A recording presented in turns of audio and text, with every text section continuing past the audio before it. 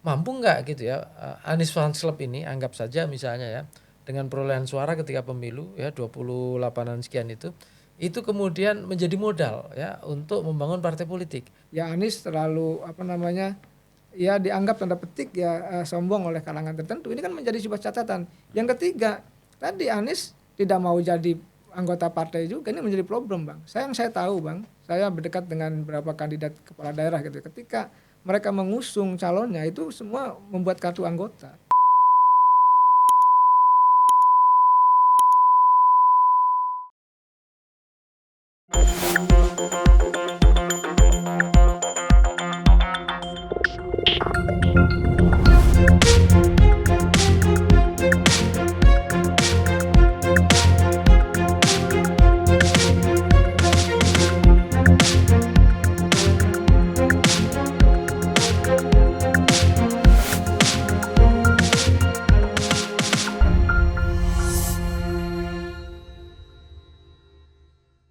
Bismillahirrahmanirrahim. Assalamualaikum warahmatullahi wabarakatuh. Waalaikumsalam. Salam sejahtera buat kita semua.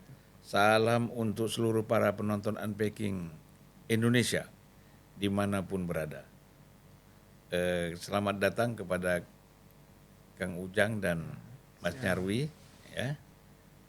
Tidak usah saya perkenalkan lagi karena kedua orang ini sudah cukup terkenal. Jadi baik di podcast ataupun di televisi sudah sering muncul. Ya, Bang. Ya, sudah sering memberikan pikiran-pikiran dan gagasannya demi kepentingan bangsa dan negara. Terlalu berlebihan. Enggak dong. Benar dong. Iya, Kalau enggak ngapain? Amin. Ya kan?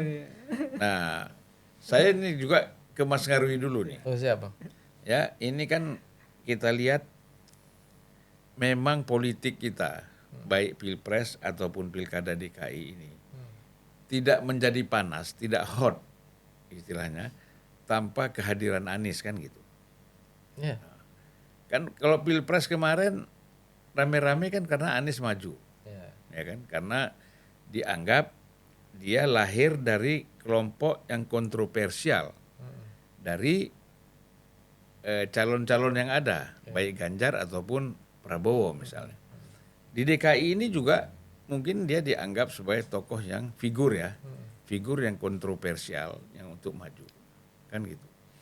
Tetapi kan kita melihat bahwa jalannya itu saya tidak mengatakan dijegal, tapi terjegal.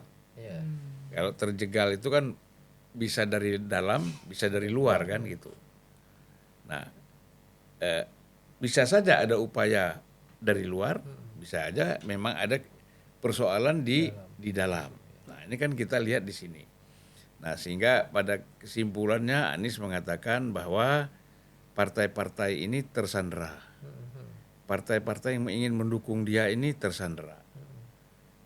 Ya, walaupun secara umum orang sudah tahu bahwa mengapa balik badan, karena ada problem dari partai-partai, bukan hanya partai yang mendukung Anies, tapi partai yang tidak mendukung Anies pun punya problem, ya kan? Nah, cuman tidak terungkap karena memang mereka boleh dibilang dalam posisi nyaman, ya kan? Yang partai-partai pendukung ini Anies dalam posisi tidak nyaman. Nah, kita lihat setelah gagal, ya, nanti kita ulas secara keseluruhan. Setelah gagal maju sebagai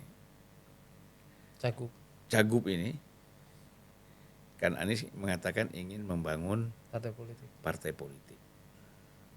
Walaupun tidak mudah, tapi semangat itu menurut saya bagus, ya. Tapi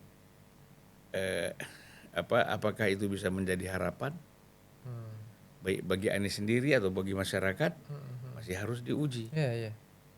Apakah mampu meloloskan partai ini dari verifikasi, itu perlu diuji lagi. Banyak ujiannya mendirikan partai politik ini. Betul. Nah, Mas Ngarwi melihat ini gimana? Pertama begini, Bang. Saya kira ini saya mulai dari statement atau hipotesis kalau di Bang ya. era di mana tokoh-tokoh yang bukan partai untuk bisa dapat tiket, entah kemudian dengan mencalonkan dan dilirik atau dicalonkan oleh partai karena partai butuh gitu ya, figur-figur yang kuat, itu saya lihat ke depan pilkada hari ini dan juga pilkada ke depan berikutnya itu makin menipis, berbeda dengan sebelumnya ya, di mana partai-partai itu hunting tokoh. Nah, Anies gitu saya lihat kehilangan momentum karena itu ya. Ini beda loh Bang antara pilpres ya dengan pilkada. Ya.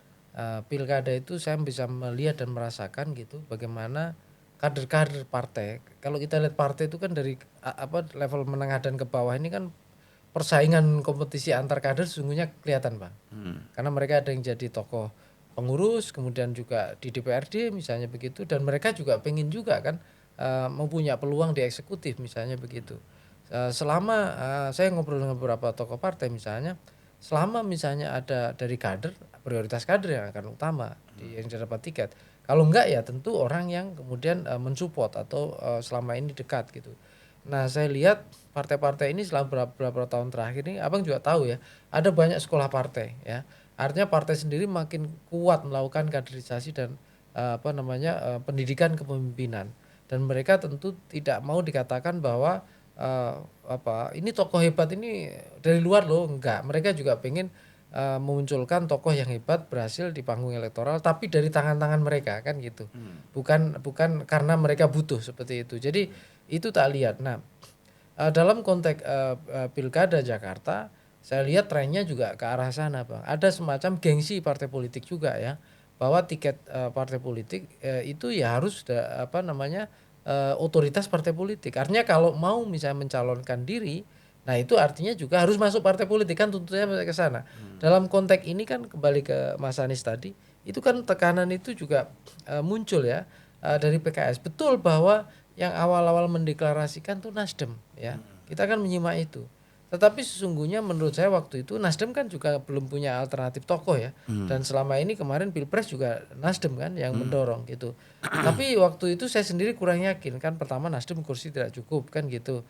Terus yang kedua dinamika politik Nasdem itu selalu cepat perubahannya karena berbagai dinamika internal eksternal.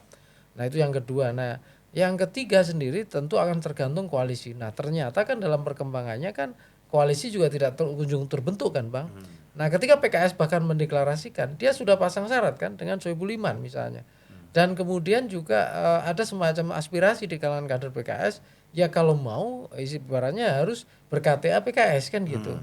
Nah itu kan juga tidak ada respon yang gesit, artinya pilihan-pilihan Mas Anies juga tidak mengarah ke sana ya.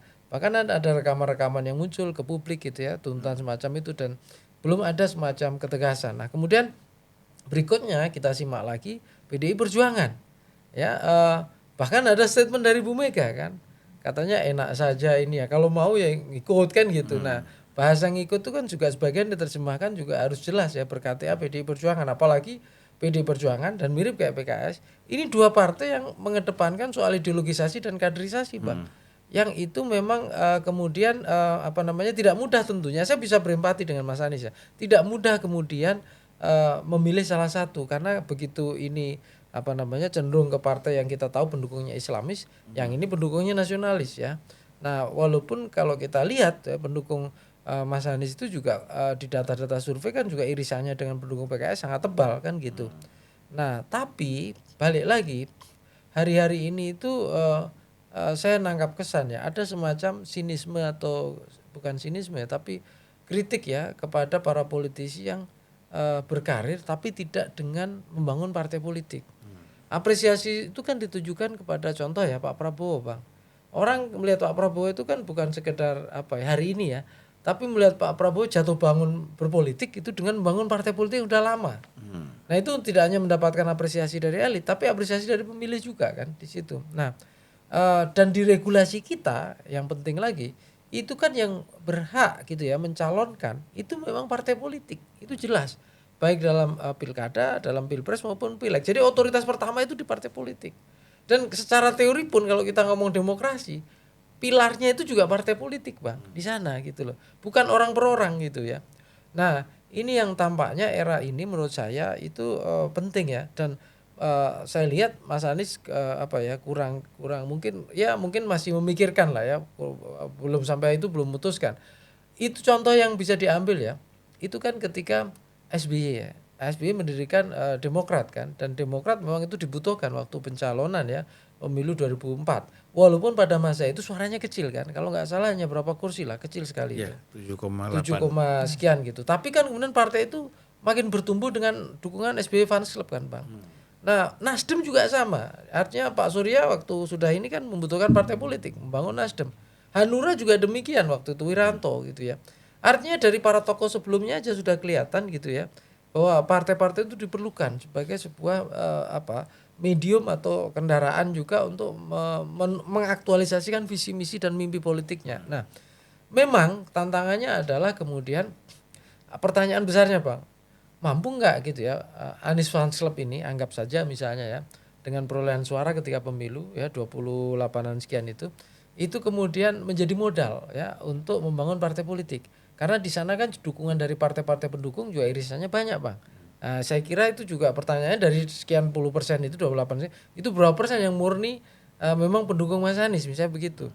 Nah, terus yang kedua gitu, kita tahu seandainya dia mendirikan partai politik ya, nanti itu warnanya, warna ideologi maupun daya tariknya kemana atau seperti apa? Karena kita lihat partai-partai yang ada aja, Bang, yang sudah 2 kali pemilu seperti PSI dan lain-lain, nggak lolos parliamentary threshold.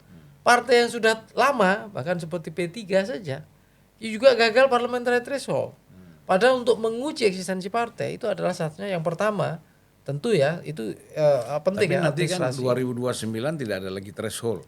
Ya itu kita belum tahu, Bang. Tetapi dinamikanya kan kita bisa aja berubah-ubah. Tapi yang saya mau katakan, minimal syarat administrasi 75% itu yang cabang dan seluruhnya kelengkapan, itu kan sumber daya yang tidak mudah, Bang. Ya. Apakah hari ini akan mungkin ya relawan atau volunteerisme itu kemudian mampu mendukung itu?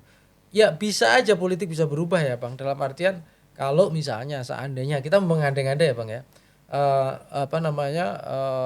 PDI Perjuangan yang sekarang di luar pemerintahan Pak Prabowo itu tidak dipandang sebagai entitas politik yang dianggap sebagai oposisi atau representasi di luar pemerintahan. Nah, ruang itu mungkin bisa menjadi peluang bagi Mas Anies gitu. Tetapi saya kok tidak yakin juga gitu, karena banyak misalnya representasi kelompok Islam terakomodasi. Ya, kelompok-kelompok nasionalis mungkin akan lebih, yang oposisi misalnya lebih terkanalisasi di PDI Perjuangan gitu. Tapi terlepas dari itu, niat baik Mas Anies juga oke, bagus. Kenapa? Karena pendukung Mas Anies ini kan tak lihat juga kelas menengah, populis juga, dan warna populis Islamnya kan kental. Kalau ini tidak terakomodasi gitu ya di dalam sistem dan organisasi, itu juga mungkin kurang berkontribusi bagi demokrasi Indonesia. Jadi kalau misalnya itu bisa direalisasikan, itu juga luar biasa dan itu bagus juga itu, Bang, gitu. Ya kan Kang Ujang, Ya. kalau kita lihat tadi jelas bahwa apapun Mas Anies ini kan kecewa ya terhadap partai politik yang tadi sudah mendukung dia, sudah mendeklarasikan dia, kemudian ini justru berbalik arah. Ya kan, bergabung bersama dengan koalisi yang tidak mendukung Anies Baswedan. Kan gitu. Nah, kan ini satu persoalan. Nah, kemudian yang kedua, bahwa kekecewaan itu atas dasar karena partai politik ini tidak independen. Partai politik ini tersandera misalnya. Nah, bagaimana kita membaca ini dalam konteks Mas Anies ini kan gitu? Ya kalau saya sih gini, Bang, Bang Nyarwi juga survei ya, saya jelaskan secara umum dulu. Banyak yang saya temukan di survei saya itu di banyak kabupaten kota termasuk provinsi, Bang. Ada kandidat yang memiliki elektabilitas kuat, gitu ya. Dia juga incumbent, itu juga tidak bisa berlayar dan tidak didukung oleh partainya sendiri juga. Nah, apalagi Anies ini, dia tadi abang katakan tidak mau lah punya kartu anggota gitu ya dari partai gitu. Lalu walaupun dia punya kemampuan, katakanlah masih didukung oleh publik atau warga Jakarta, tetapi kalau kita bicara partai politik apakah dia independen atau tidak, saya melihatnya begini Bang. Satu, saya menjawab hanya Anies bukan kader partai, maka ya dalam konteks tertentu dia akan mudah juga ditinggalkan. Kenyataannya ditinggalkan dan tidak siap. Ketika dulu saya pernah mengatakan Anies itu pernah bikin ini Bang, apa namanya, persiapan untuk calon independen, buat kartu anggota, Muhammad mengumpulkan KTP ketika masih jadi gubernur, dan itu akan mencalonkan dari jalur independen. Tetapi kecolongan ketika dia sudah maju pilpres, lalu tidak persiapan dari jalur KTP-nya itu, maka dia ingin mengambil jalur partai sama dengan pilpres. Tapi fakta dan kenyataannya partai-partai berbalik arah. Saya pertama ingin mengatakan, satu, ya dia bukan kader partai, dan partai politik berhak untuk bisa mengusung ataupun tidak, kan itu. Tidak kita bisa menyalahkan partai politik semata, tapi juga harus mengkoreksi Anies seperti apa kan gitu, kenapa bisa ditinggalkan. Yang pertama. Yang kedua, soal apakah independen atau tidak. Kalau kita bicara independensi, ya kalau bahasa saya Bang, ada yang independen juga ada yang tidak. Kalau bicara independensi, misalkan PDIP, ya dulu Ibu Megawati menolak bagaimana Jokowi 3 periode ya. Itu juga terlihat independensinya. Lalu kita misalkan melihat dulu Erlangga, Zulhas sama Pak Caimin mendorong 3 periode. Ini juga disebut tersandra. Kan gitu. Iya, suka tidak suka kita harus mengatakan objektif. Jadi ada yang memang politik yang tersandra, ada juga yang tidak. Nah, apakah tadi tidak berlayarnya Anies ini bagian daripada proses sandra politik atau tidak? Saya membacanya bisa iya juga bisa tidak, Bang. Dalam konteks tertentu bisa iya, ada tekan-tekan, dalam konteks tertentu juga tidak. Saya tidak bisa menyalahkan partai politik dalam konteks ini. Ya mungkin ada kekeliruan, ada kesalahan. Tadi Anies yang merasa dia elektabilitas tinggi, merasa didukung, merasa punya kekuatan, ya, merasa berhak juga untuk didorong partai, tapi tidak. Tetapi Anies juga harus mengkoreksi diri bahwa banyak kelemahan. Mungkin ya Anies dianggap percaya diri. Mungkin Anies, mohon maaf, juga dianggap terlalu besar, sombong mungkin dalam konteks tertentu. Dan ini kan yang mengatakan bukan hanya orang-orang tertentu, banyak kalangan yang mengatakan ya Anies terlalu dianggap tanda petik sombong oleh kalangan tertentu. Ini kan menjadi sebuah catatan. Yang ketiga, tadi Anies tidak mau jadi anggota partai juga, ini menjadi problem Bang. Saya tahu Bang, saya berdekat dengan beberapa kandidat kepala daerah gitu. Ketika mereka mengusung calonnya itu semua membuat kartu anggota. Itu dari Morowali teman saya, dari Sulteng, dari mana yang ingin didorong atau direkomendasi oleh partai itu membuat kartu anggota juga. Ini sebagai kebijakan partai yang umum saja dilakukan untuk mengikat ada emosionalitas antara figur itu dengan partai politik. Jangan sampai tadi partai politik dijadikan alat tunggangan, hanya perahu, hanya tiket untuk melancarkan, katakanlah mohon maaf, Anies untuk bisa melaju lebih tinggi lagi sebagai calon gubernur maupun nanti di 2029 kan itu. Nah, saya membacanya ya di kita ini problem partai kita tadi, ada partai yang memang independen, saya yakin nggak mungkin semuanya juga tersandra. Ada juga yang memang sudah tersandra dan banyak. Nah, kenapa ini bisa terjadi? Karena kan tadi bahwa kekuatan, mohon maaf, pemerintah itu, presiden itu kan harus kuat Bang. Dan ini kan menjadi epicentrum kekuatan politik untuk bisa membangun koalisi yang besar. Nah, ikatan sandra ini kalau saya baca Bang, kenapa ini terjadi? Misalkan kalau itu ada sandra politik, saya konteksnya bukan hanya Anies. Karena memang ini kebutuhan bagi presiden. Kalau ini mohon maaf dalam konteks tertentu partai ini tidak tersandra, ya akan bermanuver masing-masing. Bahkan pemerintahan pun bisa tidak kuat dengan manuver partai ini.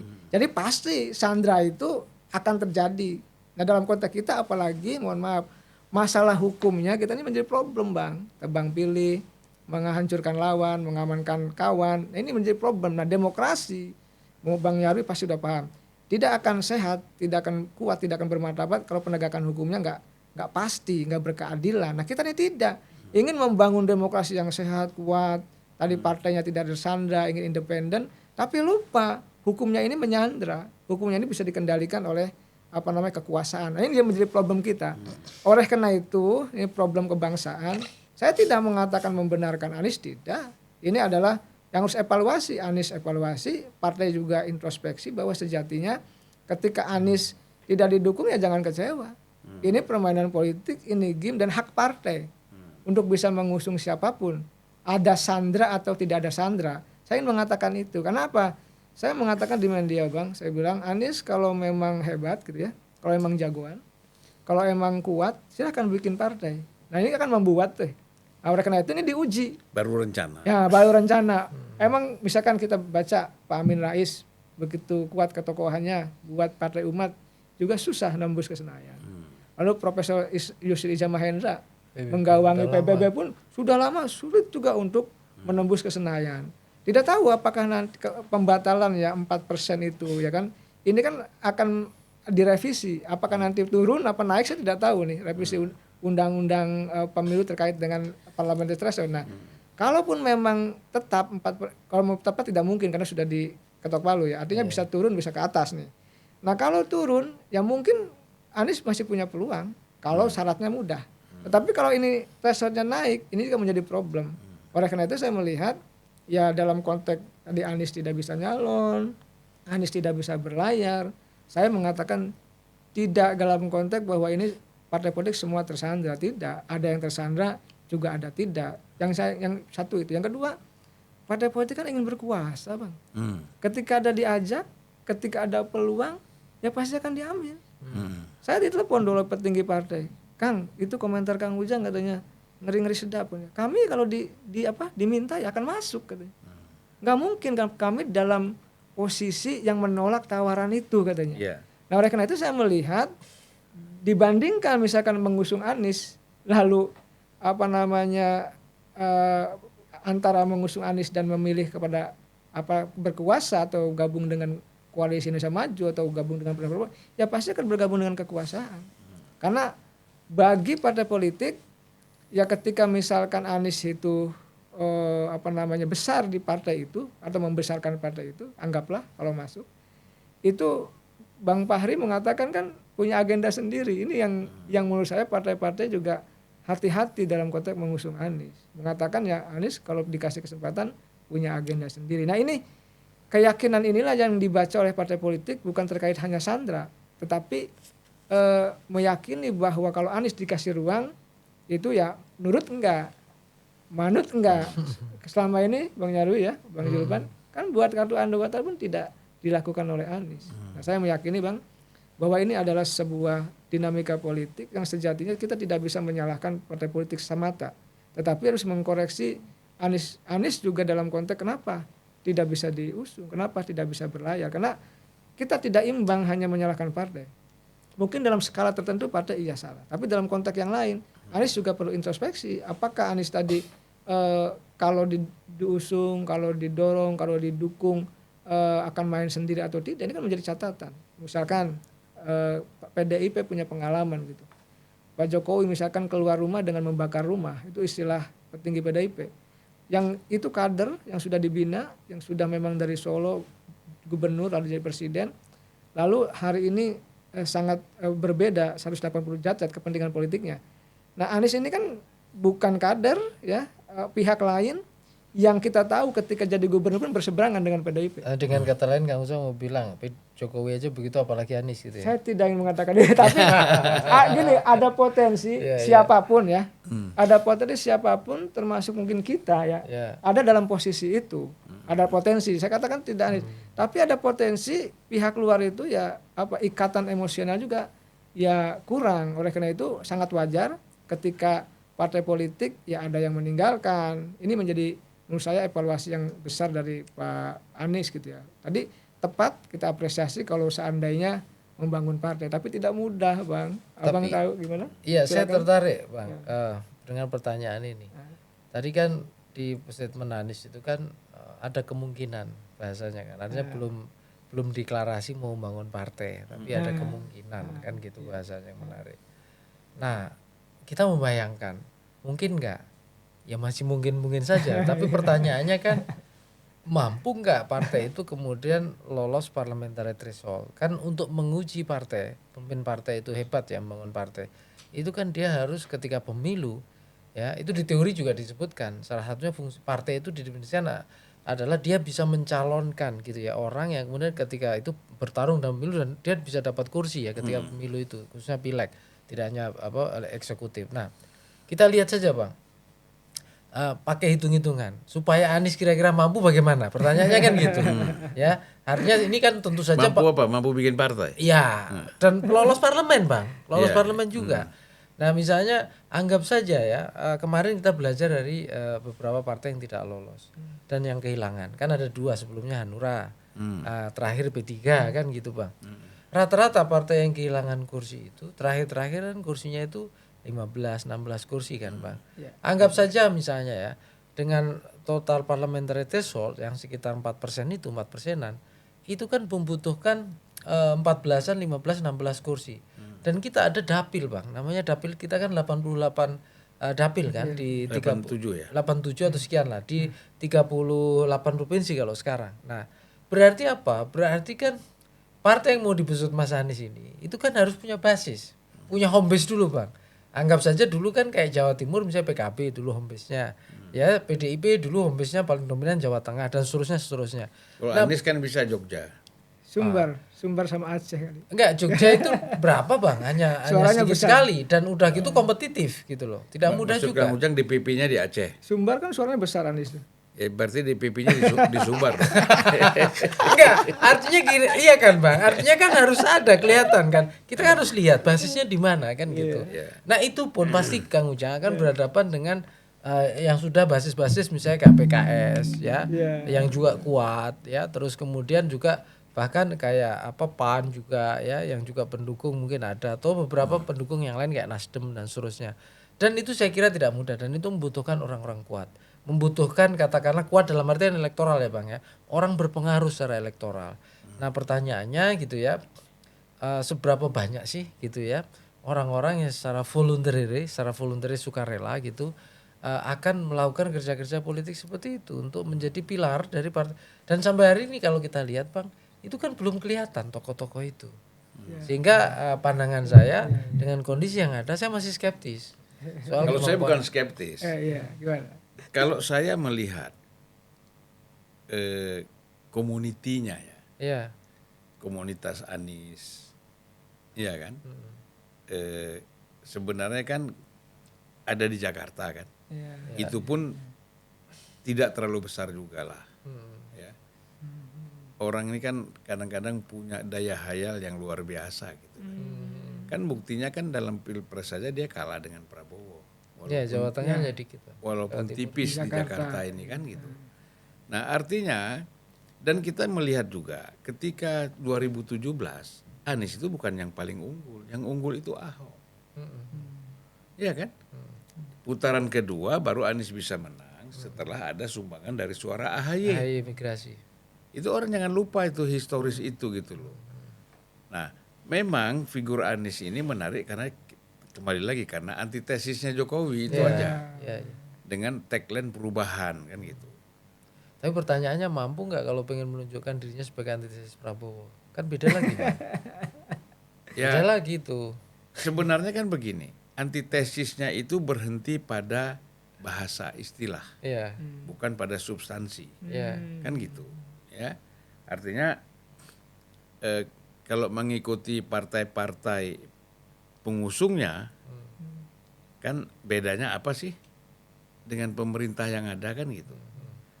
Ini kan hanya membedakan istilah aja, satu keberlanjutan, satu perubahan itu aja. Hanya itu aja karena ini mencari isu. Itu pun juga muncul perdebatan Bang. Dari yang perubahan itu berapa persen keberlanjutan gitu. Dari yang keberlanjutan itu berapa persennya Perubahan. juga gitu loh Bang. Kan itu juga tipis-tipis seringkali. Ya. Jadi saya ingin mengatakan bahwa betapa berat kita membuat partai. Kita tahu Amin Rais itu tokoh yang sebenarnya luar biasa, tokoh reformasi. Ya. Ya. Kemudian membuat partai, lolos verifikasi, ikut pemilu, tidak mendapat kursi, ya kan? Bahkan satu kursi pun tidak dapat, gitu. Tidak ada satu kursi yang didapat. Dan kemudian kenapa ya? Karena memang dukungannya kecil, tidak mudah, memang untuk mendirikan partai sulit, meloloskan partai untuk ke parlemen itu lebih sulit Lebih lagi. sulit lagi. Gitu loh. Saya pernah kira-kira hitung, kalau partai itu betul-betul bisa lolos ke parlemen, memenuhi threshold, itu membutuhkan 2 triliun lebih, Pak. Benar. Itu berarti hitungannya minimal berapa dapil ya Bang ya? Artinya RI ya. Itu paling enggak katakanlah lebih dari 16 dapil ya. Tapi kan kita sebelum masuk ke dapil, Mas, Ya. ini kan kita harus punya kantor 100% di provinsi. Ya, betul. Kalau kantornya kecil orang malas, kantor aja numpang gimana mau menang, kan gitu. Enggak meyakinkan. Nah, kan syarat KPU itu boleh rumah, tapi rumah itu kira-kira ditata seperti kantor kan gitu. Nah ini rumah kantor aja seperti itu, bagaimana mau kita masuk, orang kan malas, ya kan? Misalnya di Jawa, kantor kayak begini, kita udah dari dulu capek, ini marhen, sekarang kantornya begini lagi. Gimana mau ngasih makan kita, dia sendiri makannya susah, Iya, betul betul. kan gitu.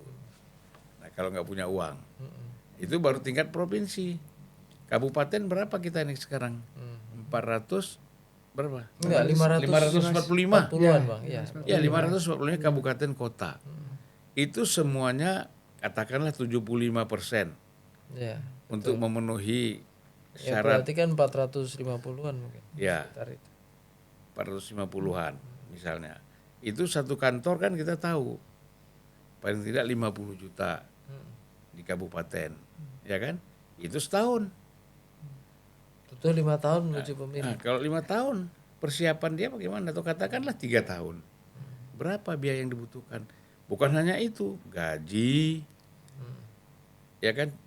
Masa orang di sana nggak digaji apa? Digaji, ya kan? Honor mereka mesti ada. Terus mundur mandir menata partai ini, ya kan? Tim yang datang dari Jakarta semuanya, biaya hotel, biaya banyak sekali biaya yang dibutuhkan. Nah kalau hanya sekedar perintah lewat WA, ya kan?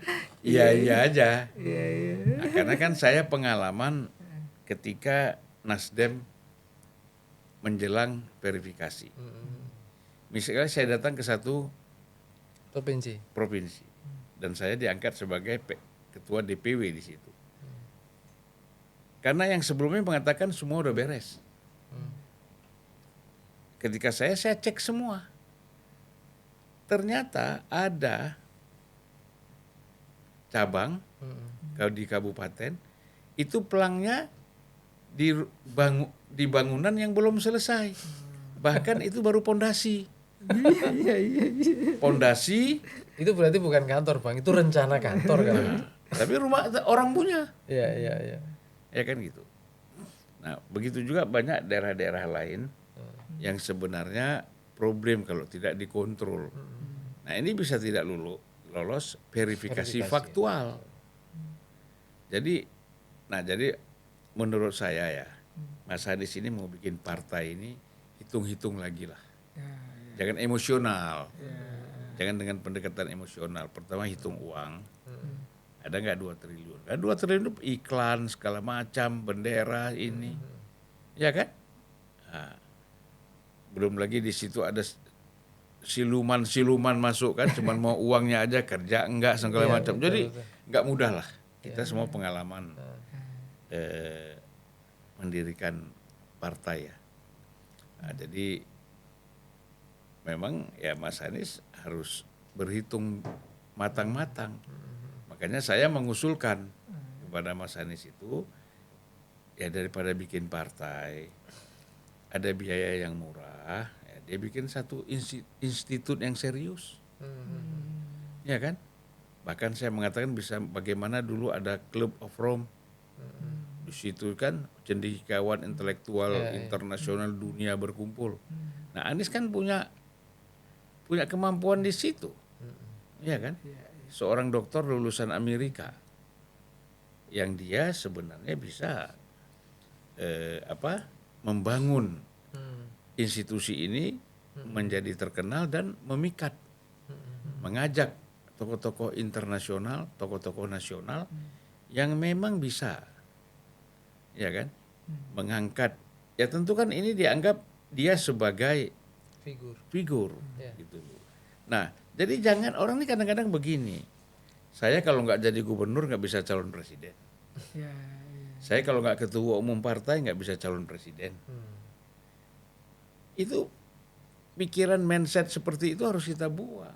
Bahwa seorang calon presiden itu memang orang-orang yang sudah memang dilihat punya kualifikasi tertentu, kualitas tertentu, intelektualitas yang luar biasa.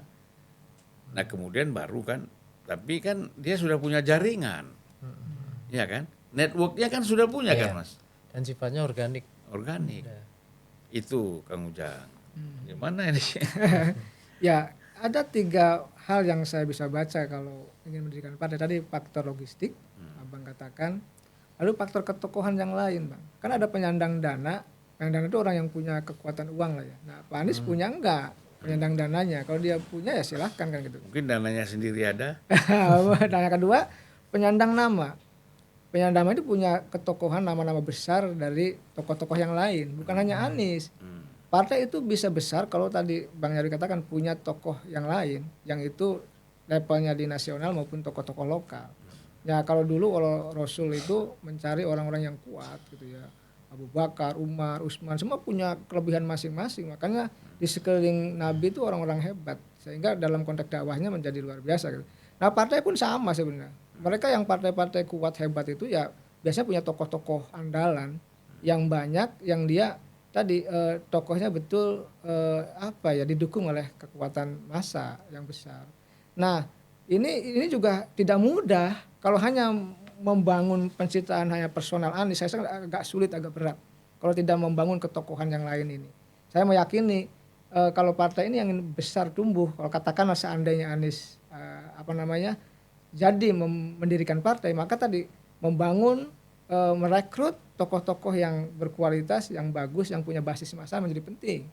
Ini enggak, bagi saya sebuah keharusan, uang keharusan, maka membangun ketokohan publik yang lain itu menjadi sebuah keharusan. Yang ketiga, jaringan grassroots lah, massa yang menurut saya yang jelas. Apakah tadi Anies pendukungnya banyak?